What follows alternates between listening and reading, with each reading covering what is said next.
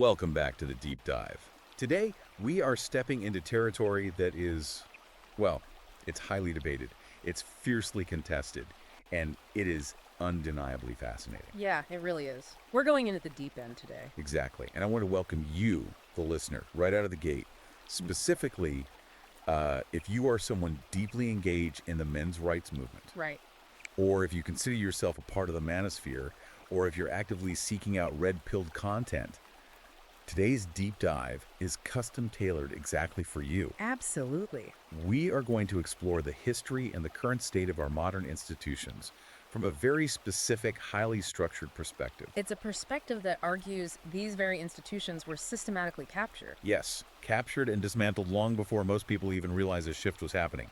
But real quick, before we get into the weeds, a quick reminder to like and subscribe to the show so we can keep bringing you these deep dives. It is genuinely great to be here. The source material we are unpacking today is incredibly dense. I mean, it spans multiple disciplines and it pulls absolutely zero punches. It really doesn't. We are doing an extensive, fine-toothed comb review of the 2025 ebook. It's called Phases of Life: Archetypal, Jungian, Ericksonian, Piagetian, Kohlbergian, and Freudian by Conrad Riker. It's a mouthful of a title, but it tells you exactly what you're getting into. It does, so let's unpack this for you. This book is an ultra-long, incisive, and fascinating manifesto. It builds this massive foundation, pulling from history, evolutionary biology, and cognitive psychology. And the core pitch to you, the listener, is essentially this. If you want to understand exactly how traditional male archetypes were dismantled over the last few decades, this is it. Right, and perhaps more importantly, how to reclaim them.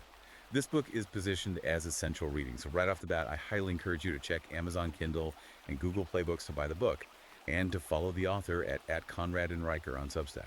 But before we start peeling back the layers of Riker's arguments, it is absolutely crucial that we lay out the mission and the parameters for this deep dive. Definitely, we need to set the ground rules. Right, because our goal today is to thoroughly unpack Riker's central thesis regarding the perceived capture of Western institutions by feminist and Marxist ideologies, and I want to explicitly state right up front that this show operates with strict, ironclad impartiality.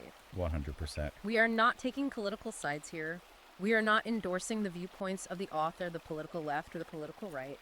Our job is strictly and impartially to report on the factual content provided in this text. We're acting as your expert guides. Exactly. To help you fully grasp Riker's controversial and, frankly, highly complex framework. Yeah, we're looking at a text that is making serious waves in certain circles.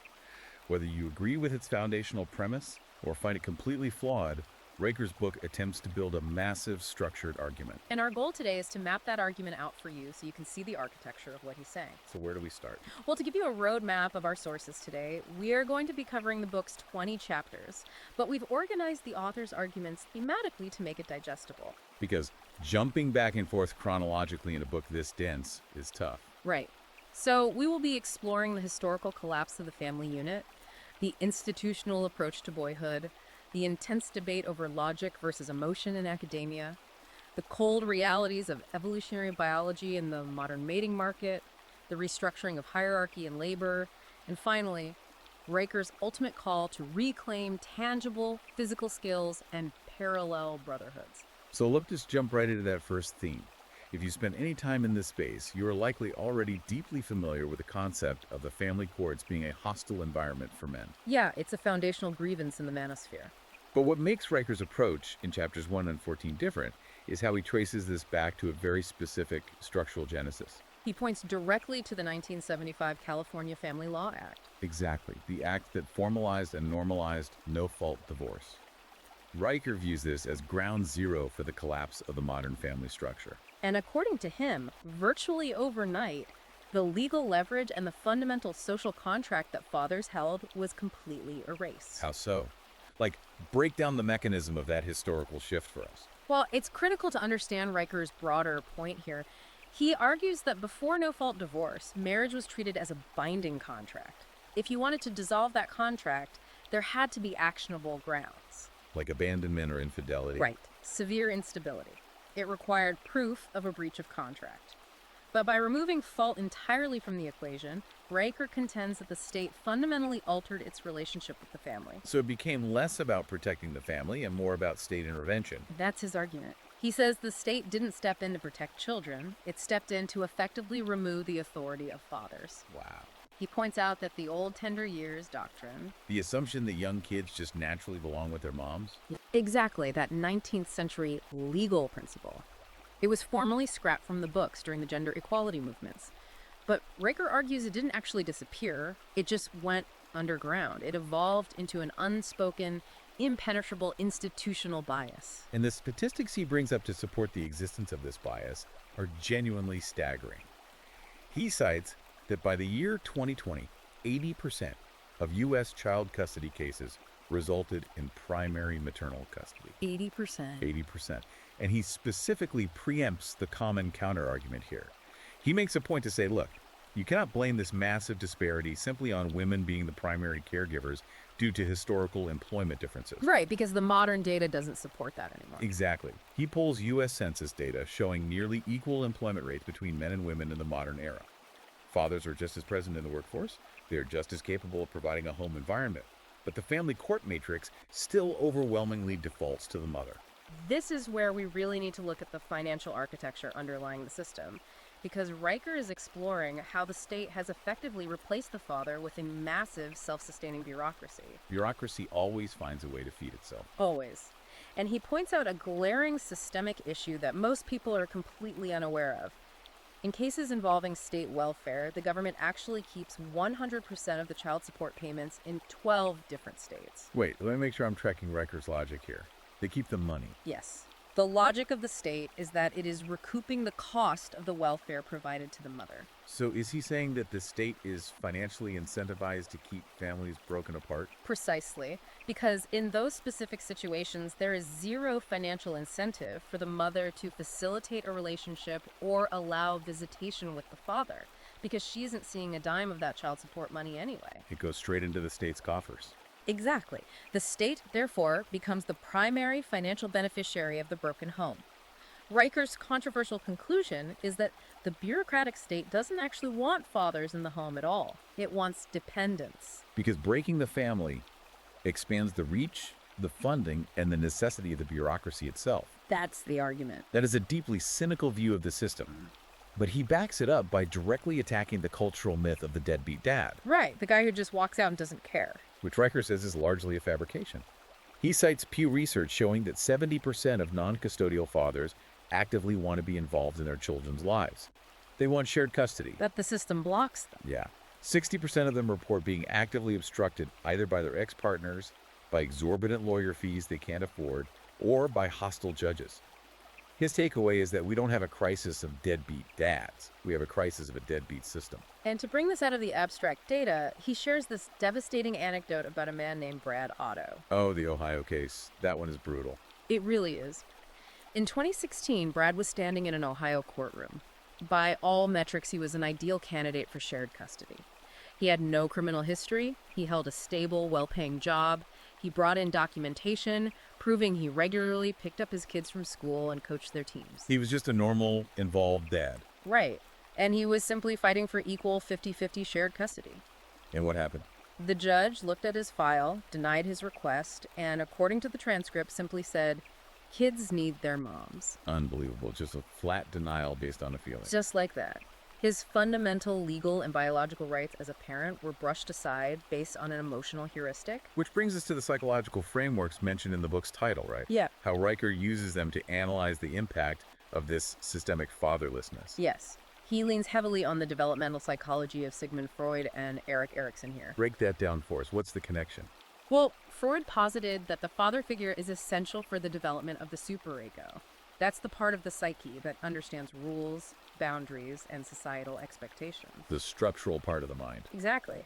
And Erikson talked about the critical stages of identity formation. When you remove the father, Riker argues, you aren't just removing a second income, you're removing the primary psychological boundary setter. And the data backs up the fallout from that, doesn't it? It does. He pulls CDC data from 2018 that highlights the fallout.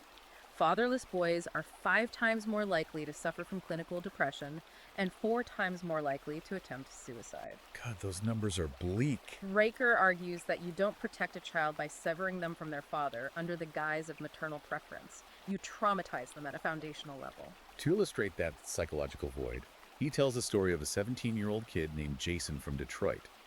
Jason's dad left the picture when he was 2 years old. His mom was working 3 jobs just to keep the lights on, so she was effectively a ghost in his daily life as well. He was raising himself. Basically, Jason told Reichert in an interview, "I didn't know what a man was supposed to be. I just knew what I saw on TV. Either you're a thug or you're a clown." That is a chilling quote. It really is. So at 14 years old, Jason joined a local gang. And Riker makes the crucial point here. Jason didn't join the gang for the drug money or the territory. He joined for the identity. Exactly. He was desperately searching for a structured hierarchy of men to tell him who he was. He was looking for a father archetype. And Riker contrasts Jason's trajectory perfectly with the story of J.R.R. Tolkien, the author of The Lord of the Rings. The Tolkien parallel is absolutely fascinating from a Jungian perspective. It really is. Set the stage for that one. So, Tolkien was completely orphaned at the age of 12 when his mother died. He could have easily spiraled into absolute despair. But he and his brother were taken in by Father Francis Morgan. Who was a strict, highly disciplined Catholic priest. Yes, who became their legal guardian. And Father Morgan didn't offer soft maternal coddling. He enforced rigid discipline, structured schedules, and intense academic rigor. He provided the boundary setting Freud talked about. Right. Riker uses this historical example to prove what he sees as the absolute necessity of male authority in a boy's development. It doesn't even have to be biological fatherhood.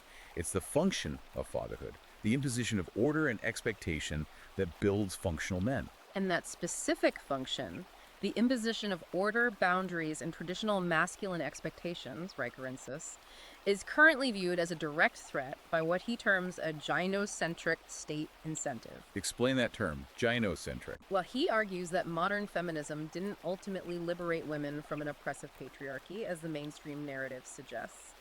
Instead, he claims it essentially replaced the patriarchy with a matriarchy that is heavily backed and enforced by state power and bureaucratic force. And all while labeling this massive shift as progress. Right. By pathologizing the natural male presence and simultaneously romanticizing and subsidizing female victimhood, the state effectively neuters the archetype of the father, leaving boys like Jason completely lost. The tragic end result, according to Riker, is that young boys are left entirely without a map for how to navigate their own masculinity. So if the state is systematically removing the father from the home, as Riker argues, it begs the question, how does the system then handle the young boys left behind? And that leads us straight into Riker's highly controversial take on the institutional approach to boyhood. This is chapters 2, 8, 12, and 17. This is where the book gets really visceral. It does. He starts by establishing a historical baseline, contrasting the ancient Spartan agoge with modern American public education. For those who aren't history buffs, tell them about the agoge. In ancient Sparta, at the age of 7, boys were removed from their mothers and thrown into a brutal state-run boot camp called the agoge. 7 years old. Yes. They were given exactly 1 cloak to wear for the entire year. They slept on rough reed mats they had to pull from the river Eurotas themselves, and they were intentionally underfed so they would have to learn how to steal food to survive. And if they were caught? If they were caught, they were beaten not for stealing, but for being sloppy enough to get caught. Wow. It was a crucible designed from the ground up to weaponize them, to forge them into incredibly resilient warriors. Now, obviously, Riker isn't advocating that we return to starving 7-year-olds and forcing them to sleep on river reeds. No, not at all. What he is doing is establishing a spectrum of how human civilizations have historically treated male development. Historically, societies utilized a crucible of some kind. They recognized that male energy required friction to become useful. Contrast that historical baseline with the modern classroom environment. Riker points out a staggering statistic. Modern boys diagnosed with ADHD are 3 times more likely to be prescribed heavy stimulants like Adderall and Ritalin than girls. 3 times more likely. Furthermore, boys currently make up an astonishing 72% of all special education referrals. Which proves Riker's core argument here. Natural male energy, the biological drive for aggression, hyperactivity, physical play, and dominance, is actively and systematically pathologized in modern classrooms.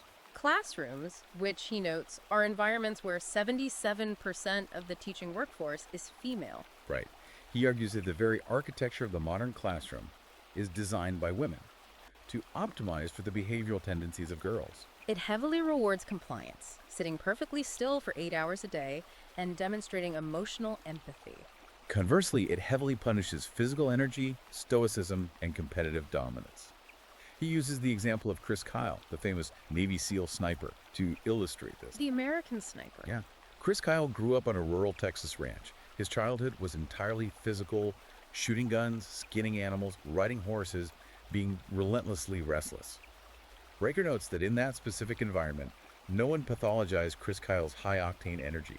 It was viewed as a tool. It was directed, honed, and utilized, not chemically destroyed. Exactly. Now compare that historical rural upbringing to a story Riker shares of a modern 15-year-old boy who was suspended from his high school simply for playing a game of tag in the courtyard. Tag. The school suspended him because they had instituted a strict zero-tolerance policy regarding any physical contact whatsoever. This systemic suppression of physical energy is what Riker refers to as the domestication gradient. The domestication gradient. That is a powerful phrase. It is, and he brings in endocrine data to show that this isn't just a behavioral shift, it is a profound biological one. The testosterone drop. Yes. He cites a widely circulated longitudinal study showing a 1.3% per year drop in average young men's testosterone levels since 1987. If you compound that over decades, it is a massive population-level biological shift. Riker attributes this catastrophic drop not just to environmental factors like microplastics or poor diet, though he acknowledges those play a role, but fundamentally to a societal structure that actively suppresses the daily need for testosterone. Because when young boys are chemically neutered with amphetamine-based stimulants to force their compliance in a quiet classroom, you are effectively turning off the biological engine that drives innovation, risk-taking, and protection. He also talks at length about the absolute loss of initiation rites in Western culture. Which is huge. If you look at indigenous cultures, there is always a clear demarcation line between being a boy and being a man.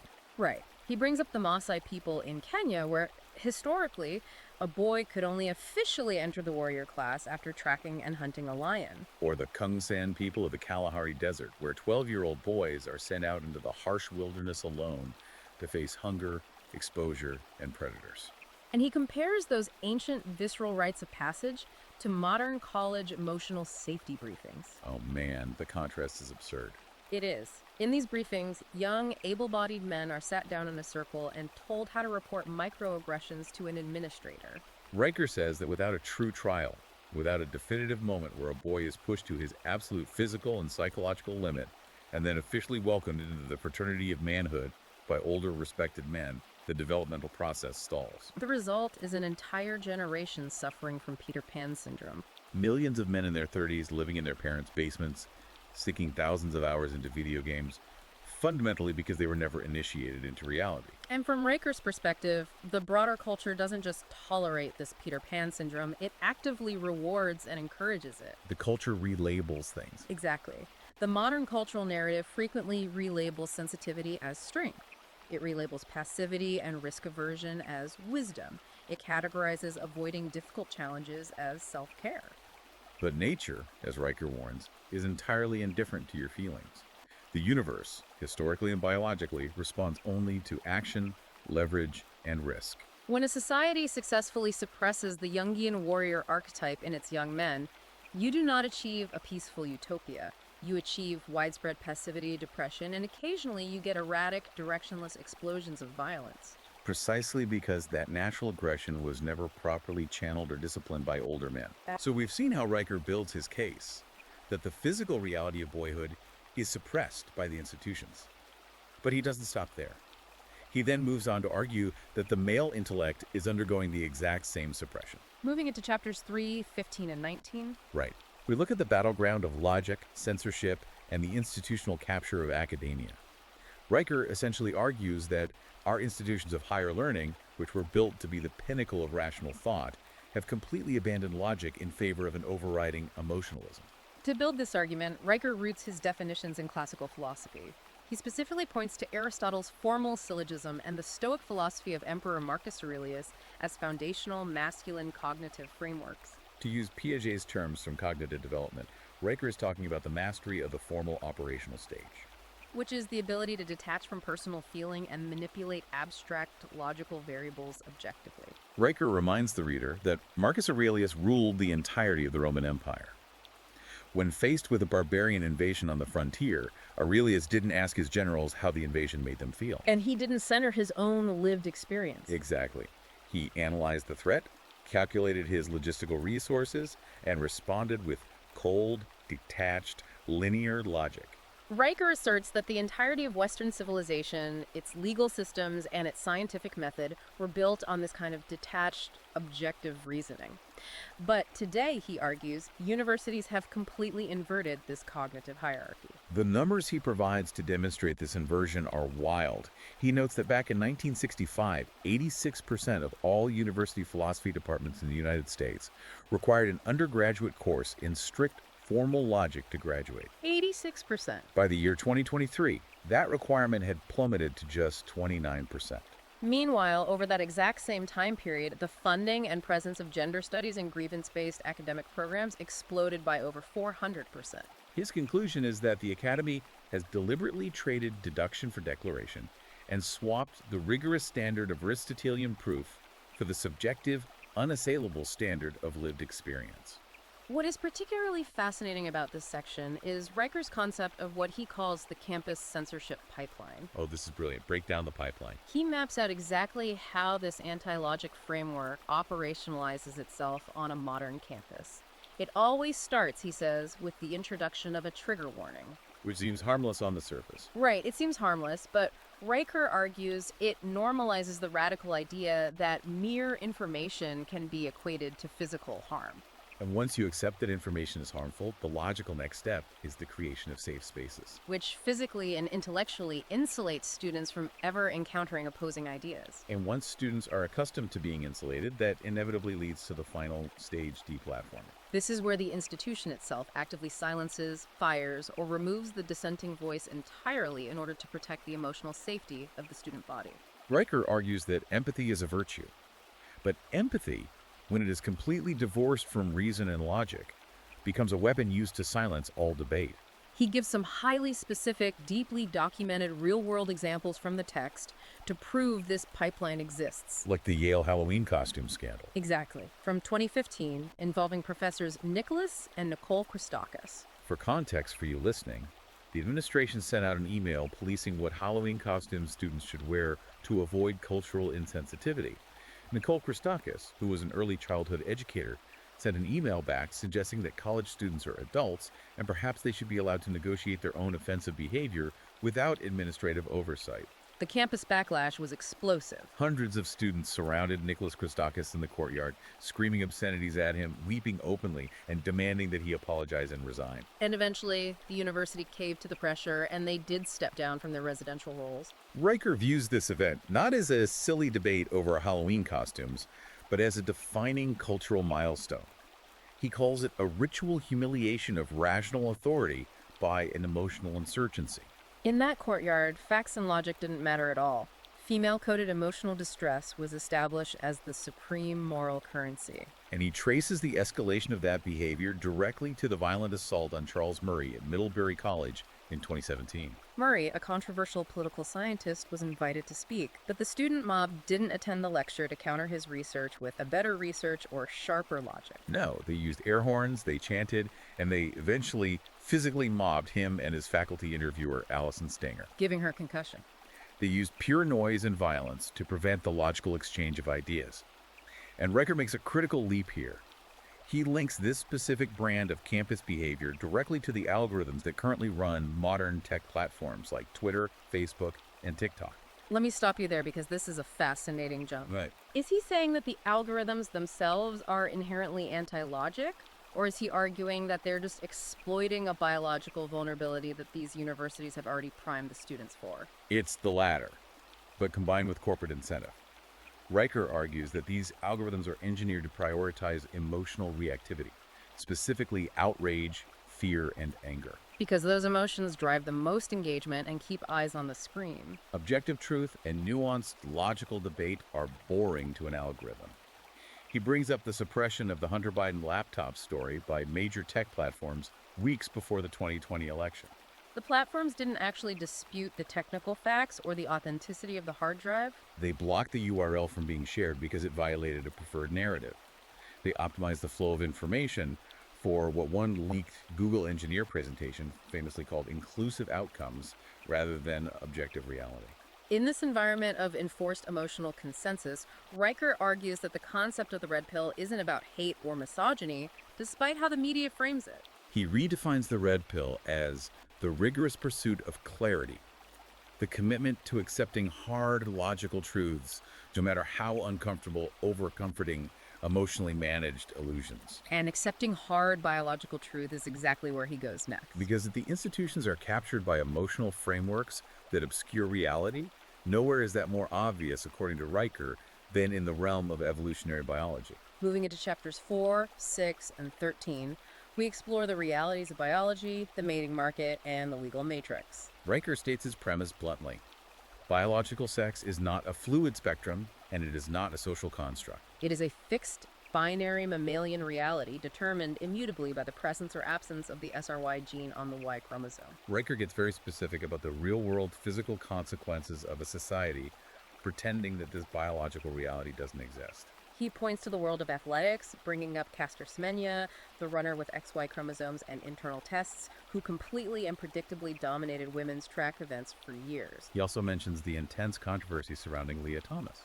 The biological male who transitioned and went on to win an NCAA Division I women's swimming championship, shattering long-standing records held by biological women. But he takes it a step further into much darker territory by examining the terrifying reality of women's prisons in the United Kingdom. He cites an official government inspectorate report detailing 11 horrific sexual assaults that occurred within women's penal facilities, committed by inmates who identified as female but were biologically male and fully intact. Riker's argument is stark. When academic ideology is allowed to trump biological anatomy, it is almost always women who end up suffering the severe physical consequences. And he details how the institutions aggressively punish anyone who points out this obvious reality. He spends time discussing the Maya Forstater Tribunal in the UK. Forstater was a researcher who lost her job at an international think tank simply for tweeting that biological sex is real and immutable. She was dragged through a grueling legal process for stating a basic biological fact. Riker sees cases like hers as the ultimate proof that our elite institutions have been entirely captured by an ideology that demands strict compliance. It demands that you reject objective biological reality in favor of subjective emotional identity. Having established that the institutions deny biological reality, Riker then pivots straight into how this denial distorts the mating market. Which he argues has been completely weaponized by technology. He describes modern dating apps like Tinder and Bumble not as platforms for human connection, but as hyper-optimized slot machines designed specifically to exploit male psychology and desperation. He brings up the infamous 80-20 rule. Right. If you were listening to this and you're in the manosphere, you know the 80-20 rule inside and out. It's the data showing that women on dating apps find 80% of men unattractive, and they compete exclusively for the top 20% of men. But what makes Riker's breakdown of this so interesting is how he layers high-level evolutionary psychology over that brutal algorithm. Exactly. This is where Riker applies the foundational research of Dr. David Buss, a pioneer in evolutionary psychology. For those who aren't familiar with Buss's work, he conducted massive cross-cultural studies across dozens of different societies to determine what humans actually look for in mates. His research conclusively showed that over millions of years of harsh evolutionary history, human female mating strategies were hardwired by survival needs. Women evolved to select mates based on cues of dominance, physical status, and the ability to provision resources. Riker argues that modern dating apps don't actually reward genuine status or the actual ability to provide. They reward the visual, superficial performance of dominance and, crucially, emotional unavailability. He analyzes this to explain why the stereotypical nice guy fails so consistently and so miserably in the modern dating market. In the harsh mathematics of the mating market, high emotional and financial investment combined with low dominance equals instant rejection. Women, he argues, are biologically repelled by male desperation, especially when that desperation is disguised as generosity or agreeableness. To hammer this point home, He shares a fascinating case study of a real guy he calls Brad. Oh, the Brad profile experiment. Yeah, Brad was objectively a catch by traditional standards. He made 180K a year, he owned a home, he cooked, he volunteered at an animal shelter, and his dating profile featured photos of him smiling warmly and looking approachable. And he got absolutely zero matches. Zero. So, as an experiment, Brad completely changed his profile. He took down the volunteering photos. He put up a poorly lit photo of him in a leather jacket, holding a drink, smirking in a dive bar, looking like a stereotypical bad boy. He deleted his thoughtful bio and left it completely blank. His match rate tripled overnight. Why? Because the leather jacket, the smirk, and the lack of a bio didn't signal that he was a bad person. They signaled scarcity, boundary control, and dominance. Riker tells his readers that men need to fundamentally change their approach. They need to stop acting like desperate discount coupons hoping to be redeemed and start acting like luxury Apple products. Artificially creating scarcity to drive up their perceived value. But Riker goes much further than just dating app strategy. He examines what happens when men actually do succeed in the mating market and attempt to move toward traditional family formation. He points out a stunning demographic collapse. Marriage rates for young men have plummeted from 55% in 1990 to just 32% today. And he attributes this massive drop not to a sudden lack of desire for love or companionship, but to a rational risk assessment. The modern manosphere, Riker points out, views modern marriage not as a romantic union, but as a highly dangerous, legally asymmetrical contract. Under the current legal matrix we discussed earlier, men assume virtually all of the financial and legal risk of the partnership. While the state enables and even incentivizes unilateral exit for women without any meaningful consequence. He ties this legal peril directly to the weaponization of Title IX on college campuses and the broader cultural impact of the Me Too movement. Which he argues completely dismantle male due process. He cites deeply concerning data from the National Coalition for Men showing that on university campuses, 93% of sexual assault claims handled by campus tribunals lack any physical evidence whatsoever. Yet, despite the lack of evidence, those same tribunals result in a 90% expulsion rate for the accused men. The historical legal standard of beyond a reasonable doubt has been replaced by the preponderance of evidence. Which on a campus often just means whoever is more emotionally convincing.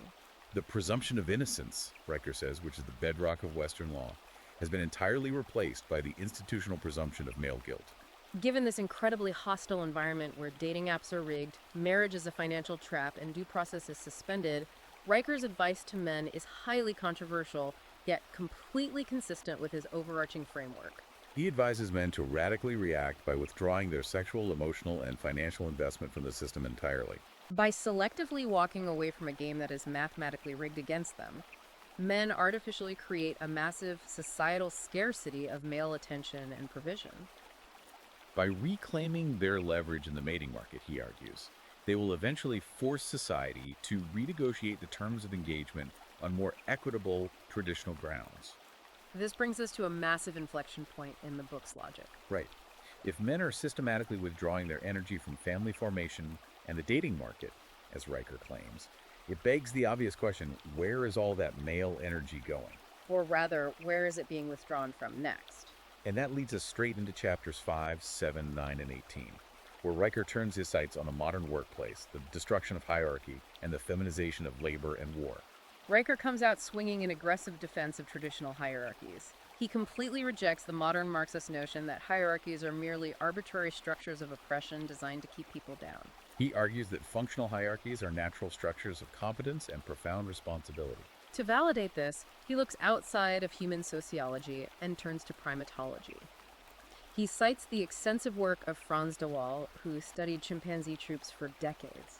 De Waal's research showed that in nature, the alpha male isn't just a brutal, mindless tyrant who beats up the smaller chimps. The true alpha is the keystone of the society. He is the one who actively mediates conflicts between troop members, he consoles the losers of fights, and most importantly, he is the one who places himself in the greatest physical danger to protect the troop from outside predators. He holds the highest status, but he bears the absolute heaviest burden. Riker translates this biological reality to human structures, using Elon Musk famously sleeping on the floor of the Tesla Gigafactory during production crunches as a modern equivalent. Riker argues that an effective corporate or social hierarchy relies on harsh performance standards, accountability, and unilateral decision-making. And he asserts that these harsh, male-coded hierarchies will out-innovate and outproduce soft, consensus-driven egalitarian models every single time. He contrasts the raw building power of the old-school Protestant work ethic with the suffocating environment of modern corporate HR culture. To show what the work ethic used to mean, he tells the brutal history of the Ford Hunger Marchers in 1932. During the depths of the Great Depression, thousands of unemployed men marched in the freezing cold to the gates of the River Rouge auto plant in Michigan. They weren't asking for handouts, they were demanding the dignity of labor. They were met with tear gas and machine gun fire, and 4 men were killed on the spot, fighting simply for the right to work and provide for their starving families. Riker contrasts that raw, visceral, life or death physical sacrifice with the modern, sterile corporate trend of quiet quitting. And the constant demands for mental health days because an email tone was perceived as too demanding. Riker believes that bloated HR departments have successfully replaced the male drive for pride and craftsmanship with mandatory, soul-crushing sensitivity training. In dismantling the HR worldview, Riker is highly critical of the mainstream narrative surrounding the gender pay gap. He doesn't just dismiss it, he attacks the methodology behind it. He cites detailed data from the American Association of University Women, the AAUW. Showing that when you stop looking at median earnings and actually control for the relevant variables, the specific number of hours worked per week, continuous years of experience without career breaks, and crucially, the physical danger and unpleasantness of the occupation, the so-called wage gap, virtually vanishes to a few cents. He argues that the political left intentionally uses flawed aggregated data to demonize male productivity, effectively framing the natural results of male ambition and risk tolerance as systemic theft from women. And when he talks about risk tolerance, he emphasizes the absolute tragic invisibility of male sacrifice in the physical workplace. He drops a statistic that should stop everyone in their tracks. 97% of all workplace fatalities are men. It's men falling off slippery roofs, men getting crushed in heavy machinery, men suffocating in mines, and men falling from cell towers. To put a human face on this grim data, he tells the story of an anonymous miner involved in a 2019 Colorado mine collapse. When the shafts started to give way, this one miner didn't run to the exit. He stayed behind in the absolute darkness, physically holding up a failing structural beam with his own body so that 12 other men could crawl out through the gap and escape to the surface. The tunnel collapsed on him and he died doing it. And as Riker points out with palpable anger, this man's ultimate sacrifice was barely a footnote in the national media. Riker argues that modern society happily exploits male labor, male sweat, and male blood to build and maintain the physical infrastructure of the world, The roads, the power grids, the plumbing. while simultaneously, in its academic towers, labeling the very biological traits that allow men to do these incredibly dangerous jobs: stoicism, aggression, physical dominance, as toxic masculinity. This systemic exploitation and simultaneous cultural demonization doesn't just stay in the civilian workforce. Riker traces it directly into the military. He claims that the armed forces, the ultimate bastion of traditional male hierarchy, have undergone a massive, deliberate feminization that threatens national survival. He points to NATO's heavily funded $1.2 billion women, peace and security agenda, and the relentless push for gender-neutral language initiatives across all branches of the military. Riker views this as a fatal prioritization of HR compliance and diversity metrics over lethal combat readiness. The anecdotes he shares from the modern military are honestly hard to listen to. He talks about a highly decorated Royal Marine veteran in the UK who applied for re-enlistment but was flatly denied. Why? Because he refused to participate in a mandatory circle-time emotional integration training session. His official file literally noted that he was resistant to vulnerability, a combat veteran, denied service because he wasn't vulnerable enough. He also talks about a tragic incident involving German troops deployed on a peacekeeping mission in Mali. A patrol was ambushed by jihadists, but because their highly bureaucratized, feminized rules of engagement were so restrictive, they were required to call back to command to get legal permission before returning fire. Men died because the system prioritized process over survival. Riker aggressively contrasts this bureaucratic decline of Western militaries with the actions of geopolitical rivals, specifically China. While NATO debates gender-neutral pronouns, Riker notes that China is engaged in a massive, unbureaucratic buildup of hard physical power. Hypersonic missiles, advanced drone swarms, and AI-driven warfare. Riker's geopolitical philosophy here is brutally pragmatic.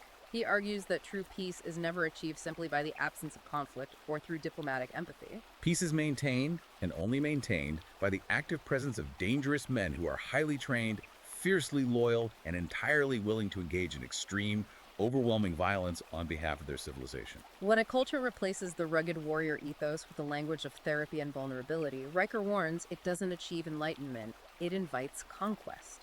Which leads us to the final, and perhaps most actionable phase of Riker's massive argument.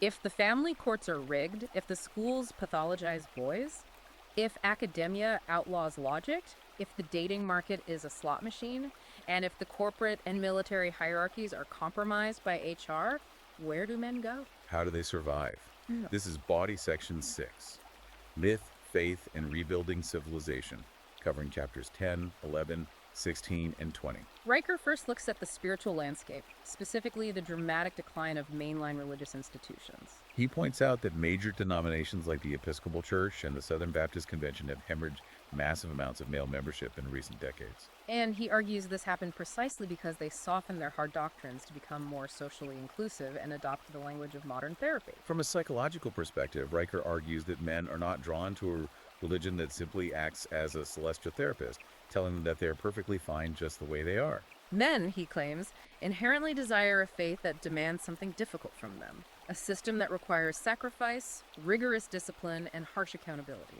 To prove this, he points to the surprising counter-movement, the explosive rise of hardline ascetic, male-only faith groups. He describes his own visit to the Monastery of Christ in the desert, situated in the brutal, remote landscape of New Mexico. He notes that young, modern men are flocking to places like this. They are intentionally seeking out extreme silence, fasting, manual labor, and strict, unquestioning obedience to an abbot. They are seeking out the ancient warrior priest archetype because the modern mainstream church has completely swapped out the demanding nature of spiritual fatherhood for the soft facilitation of a support group. He also looks at how our secular myths have been degraded. He analyzes Hollywood, which used to be the primary engine for creating modern mythologies that inspired boys. He cites a leaked 2017 internal memo from Disney detailing a specific male character initiative. The stated goal of this initiative was to intentionally reframe traditional male leads to be more emotionally available, non-dominant, and collaborative. And you can clearly see the results of this directive in the culture.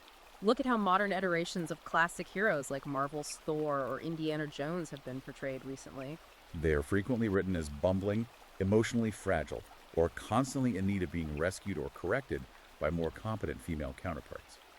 Riker sharply contrasts this modern deconstruction with older, raw, unapologetic myths. He points to the 1982 film Conan the Barbarian, or going back thousands of years to the Epic of Gilgamesh.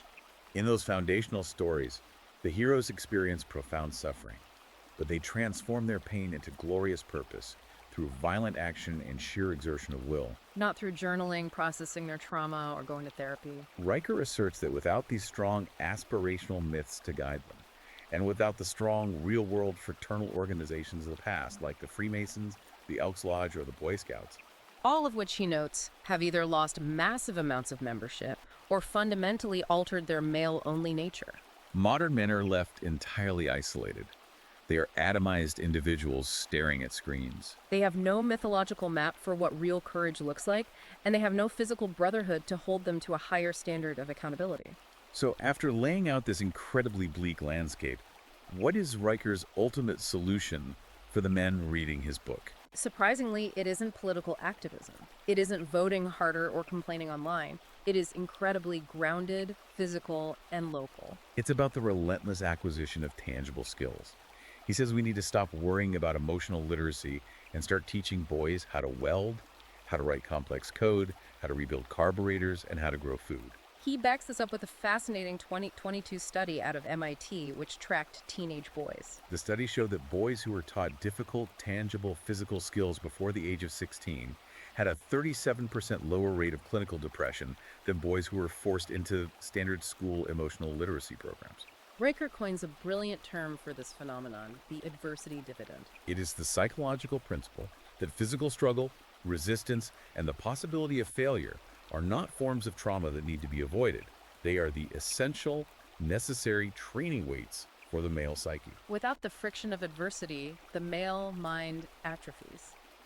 He gives several compelling examples of men who have realized this and are abandoning the comforts of the corporate HR environment entirely to reclaim their sanity. Yes.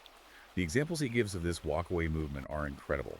He talks about a senior software engineer who was pulling down a massive six-figure salary at Meta. On paper, he had won the modern game. But he was miserable. So he quit, sold everything, and moved to the rugged backcountry of Idaho with a chainsaw and a truck. Why?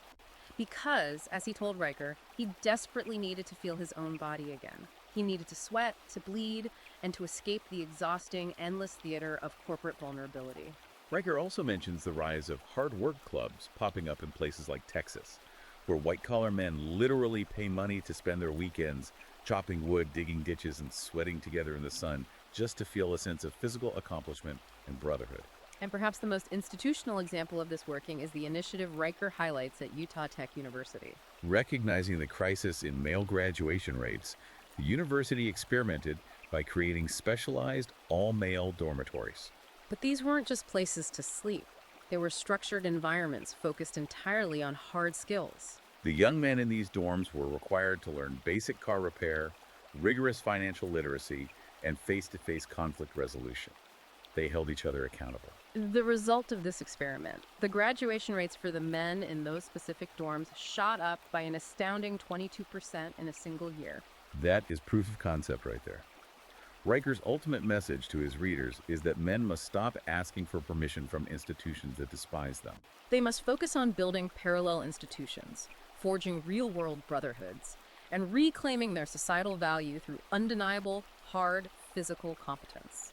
As we step back and attempt to synthesize all of these dense, heavily layered, and deeply controversial arguments from Riker's book, it leaves us with a profound and frankly provocative thought to consider. If Riker's underlying premise is actually correct, if modern society truly relies completely on the very male instincts it currently pathologizes and tries to medicate out of existence, the biological drive to build, to fight, to invent, and to physically sacrifice oneself on the altar of progress. What happens to the literal physical infrastructure of the modern world when the last generation of these traditional men finally decides they've had enough? What happens when they completely walk away, withdraw their labor, their taxes, and their physical protection, and decide to only build for themselves? Wow. That is a chilling, almost Atlas Shrugged level question to mull over. It really forces you to reframe everything you see when you look out your window at the paved roads, the humming power lines, and the towering skyscrapers. None of that exists without the exact type of men Riker is writing about. And that brings us to the conclusion of our deep dive review of phases of life. Archetypal, Jungian, Ericksonian, Piagetian, Kohlbergian, and Freudian. If this extensive breakdown of the red pill perspective resonated with you, or honestly, even if it just sparked a deep intellectual curiosity about how these massive cultural arguments are constructed, you absolutely need to buy the book to get the full, unfiltered experience. We barely scratched the surface of the data he provides. The historical depth, the psychological frameworks, and the sheer volume of data Riker compiles makes it a significant, undeniable text for anyone genuinely trying to understand the current cultural fracturing we are living through. I want to urge you, the listener, to open a new tab and search for the book on Amazon Kindle and Google Play Books right now. Don't wait. And be sure to follow the author at Conrad and Riker on Substack for more essays and content exploring these exact themes. Thank you so much for joining us on this deep dive. You, the listener, the one who wants to look past the surface narratives, are the reason we dig into these massive, heavy topics. Reminding you one last time to like and subscribe to the show so you never miss a deep dive. Stay curious, stay sharp, and we will catch you on the next one.